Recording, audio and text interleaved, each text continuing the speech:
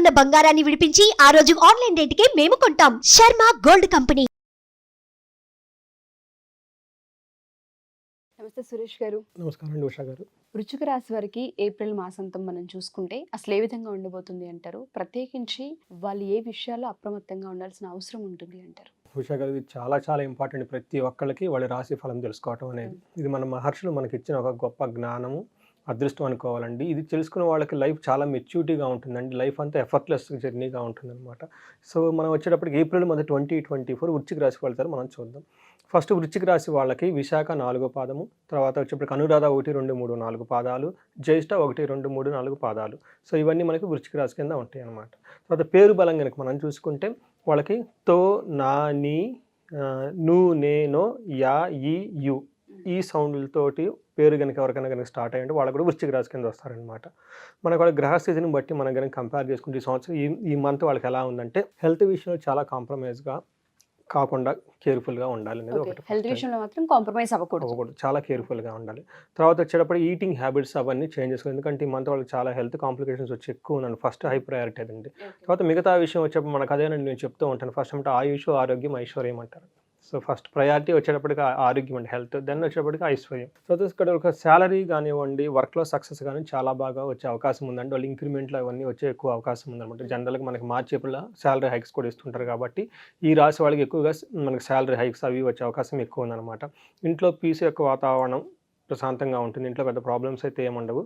Family members ఒకళ్ళది ఎవరిదైనా health problem అయ్యి అది వీళ్ళకి కొంచెం డిస్టర్బ్ అయ్యే అవకాశం కనిపిస్తుందండి.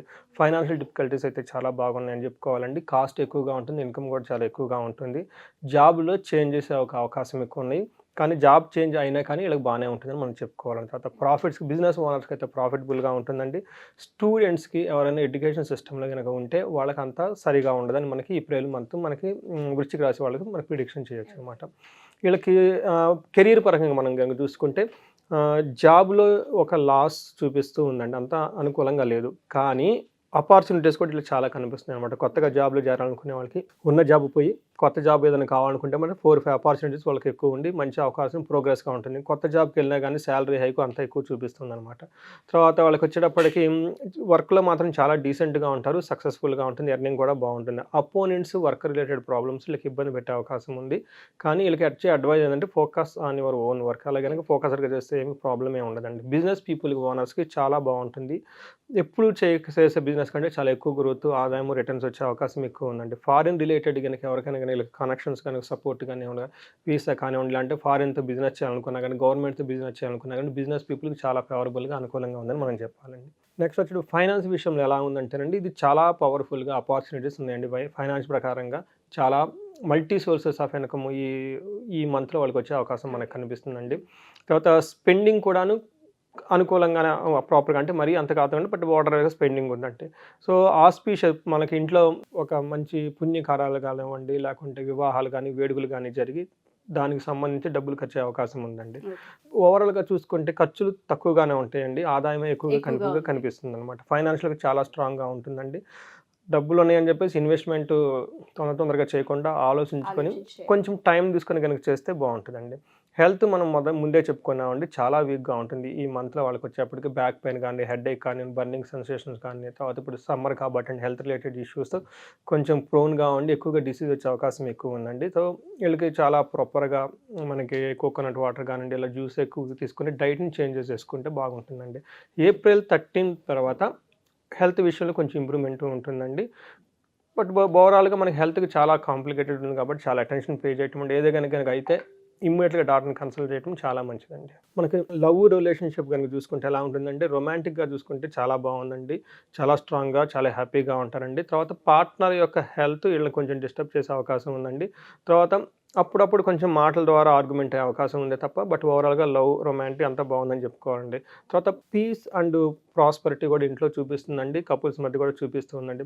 మ్యారీడ్ కపుల్స్కి అయితే చాలా బాగుంది. వాళ్ళకి ఇంట్లో మంచి కార్యక్రమాలు అన్నీ ఇద్దరు కలిసి చేస్తూ ఉంటారండి. మ్యారీడ్ లైఫ్ చాలా స్ట్రాంగ్గా బాగుంటుంది, ఫ్యామిలీ అట్మాస్ఫియర్ అంతా బాగుంటుందండి. తర్వాత మనకు వచ్చేటప్పుడు ఓవరాల్గా ఫ్రెండ్స్, ఇద్దరు ఫ్యామిలీ మెంబర్స్గా మనకు చూసుకుంటే మదర్ హెల్త్తో వీళ్ళకి కొంచెం మెంటల్గా డిస్టర్బ్ అయ్యే అవకాశం ఉందండి. తర్వాత ఫ్యామిలీలో అనుకోని విధంగా టెన్షన్స్, డిస్ప్యూట్స్ వస్తాయి. కానీ ఆ తర్వాత బాగుంటుందండి. ఆ డిస్ప్యూట్స్ తర్వాత కానీ ఆ మంత్ అంతా ఇంకా చాలా బాగుంటుంది. ఇంట్లో సిబ్లింగ్స్‌తో కానీ, అన్నదమ్ములతో కలిసి కానివ్వండి, జాయ్‌ఫుల్‌గా పిక్నిక్స్‌కి వెళ్ళటం కానీ అంతా బాగుంటుంది. తర్వాత ఒక ఫ్యామిలీ రిలేషన్‌షిప్ మొత్తం ఒక ఎన్హాన్స్ అయ్యే ఒక ఈవెంట్స్ అవన్నీ కూడా ఇంట్లో జరుగుతాయి అని చెప్పేసి బాగుంటుంది. బట్ ఓవరాల్‌గా మనకి గనక ఈ వృశ్చిక రాశి వాళ్ళకి చూసుకుంటే ఒక హెల్త్ విషయం కొంచెం కాంప్లికేటెడ్‌గా ఉంది. బట్ మిగతా అన్ని విషయాల్లో చాలా ఆదాయం బాగుంది. కావచ్చు, ఫైనాన్షియల్ స్టేటస్ కావచ్చు, బిజినెస్ కావచ్చు, అన్ని రకాలుగాను బాగుంది. ఒక హెల్త్‌లో మాత్రమే పర్టిక్యులర్‌గా కేర్ తీసుకోవాలి. ఈళ్ళకొచ్చేటప్పటికి ఈళ్ళకి శనివారం రోజునండి ఈళ్ళకి అర్ధాష్టమ శని గూడా అంటారు. శనివారం రోజున ఈళ్ళకి గుడికెళ్ళేసి మనకి నల్ల నువ్వులు గాని ఈళ్ళు దానం చేస్తే బావుంటుందండి.